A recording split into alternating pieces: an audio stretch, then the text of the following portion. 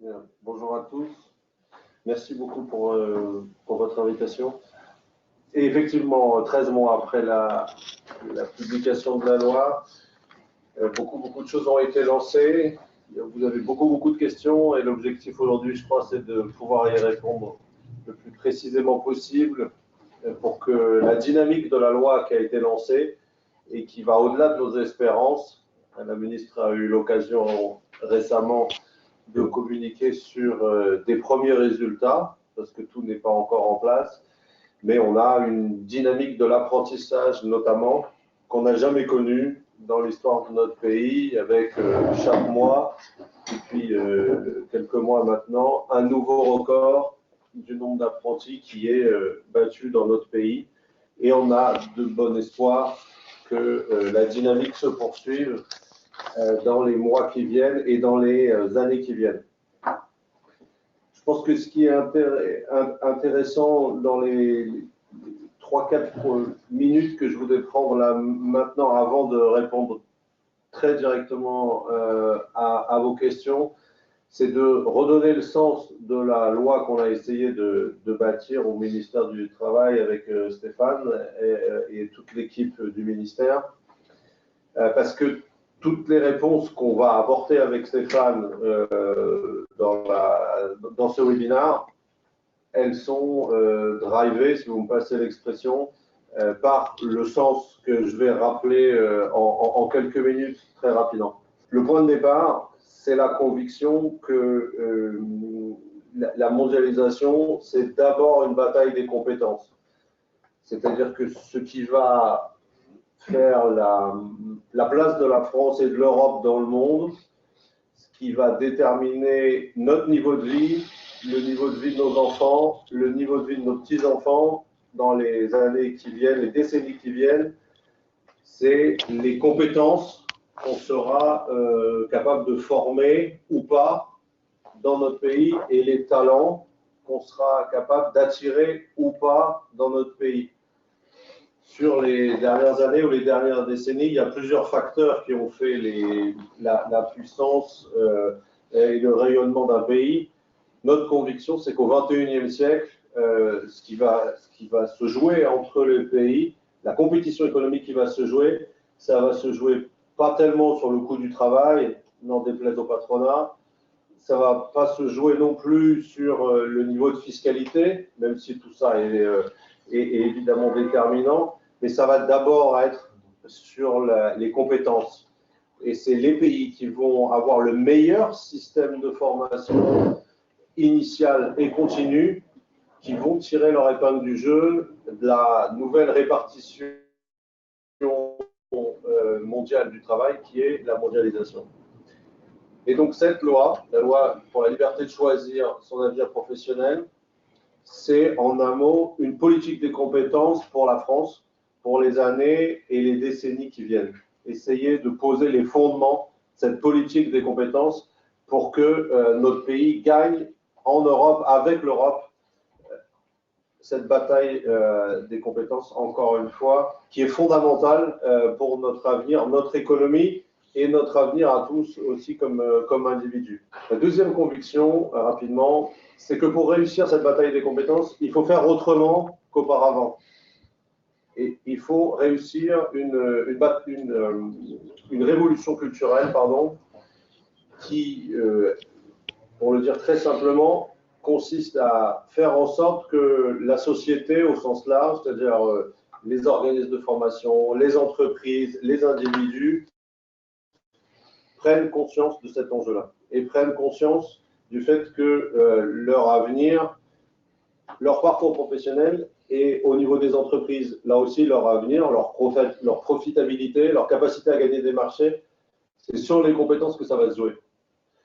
Et donc cette réforme, elle a ceci de spécifique par rapport aux réformes précédentes, que ce n'est pas l'État qui drive, contrairement aux apparences, mais que la loi donne aux individus et à la société au sens large, c'est-à-dire entreprises, organismes de formation, individus, etc., la possibilité de se former avec des outils qui sont mis à disposition.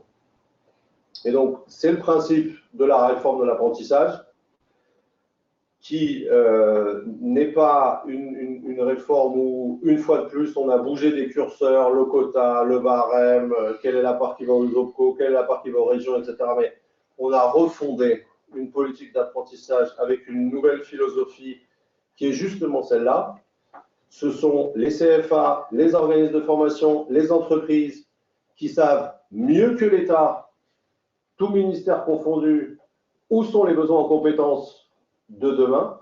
Et donc, c'est à la société, encore une fois, entendu au sens large, qu'il faut donner les moyens de bâtir cette politique de compétences, d'où ce qu'on a appelé la libération de la politique d'apprentissage, avec la possibilité très facile de créer des CFA, de développer des CFA en donnant une sécurité juridique à ces créations et une sécurité financière avec le système du coût-contrat.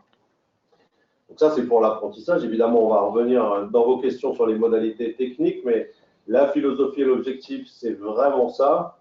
Ce sont les acteurs qui doivent avoir les moyens de répondre aux besoins en compétences des entreprises et des individus.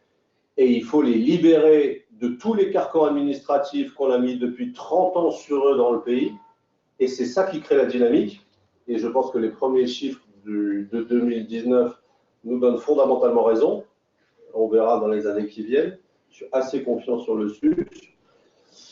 Et le deuxième, au-delà des entreprises et des organismes de formation, à l'échelle individuelle, l'outil, c'est l'appli CPF, qui va être une révolution dans le monde de la formation.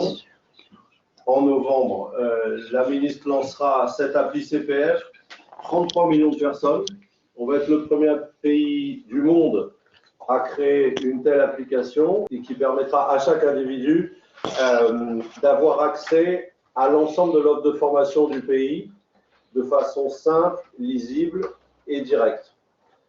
Vous aurez une seule information à donner, votre numéro de sécurité sociale, et à partir de là, 5 types d'informations, les euros que vous avez sur votre compte, toutes les formations disponibles au niveau territorial, au niveau national, classable évidemment par secteur, la appréciation des autres stagiaires de la formation qui ont suivi les formations qui intéressent, une forme de TripAdvisor de la formation professionnelle, la possibilité ensuite de réserver vos sessions de formation et puis la possibilité de les payer. Et donc sur une seule application qui est vraiment pensée de façon très ergonomique pour l'usager, vous aurez la possibilité à partir d'une seule information qui est votre code de numéro, votre numéro de sécurité sociale, d'accéder à l'ensemble de l'offre de formation et d'aller jusqu'à l'inscription dans un stage commençant telle date, à telle heure, et de payer l'organisme de formation via l'application.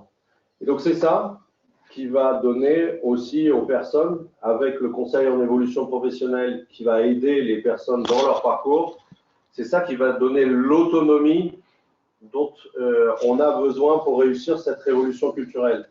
Parce que ça ne sert à rien de dire aux personnes, aux salariés, aux demandeurs d'emploi, etc., qu'il faut se former parce que c'est leur avenir qui est en jeu, si c'est très complexe de se former.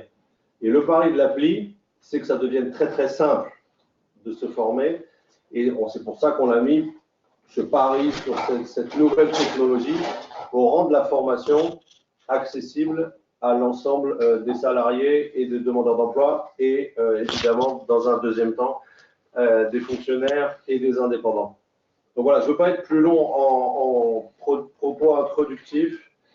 Une conviction, la place de la France dans le monde, notre niveau de vie, ça se jouera sur les compétences. Pour réussir cette bataille des compétences, il faut créer cette révolution culturelle dans la société. Ce n'est pas l'État qui le fera. C'est contre-intuitif par rapport à notre histoire où c'est toujours l'État qui a toujours pris le manche et drivé les évolutions. Là, il faut faire autrement. C'est une révolution culturelle dans la société. Et pour réussir cette révolution culturelle, il faut donner les moyens à la société de créer elle-même cette politique des compétences. C'est ce qu'on fait, pour résumer, avec les entreprises via l'apprentissage, et c'est ce qu'on fait pour les personnes avec l'appli CPF.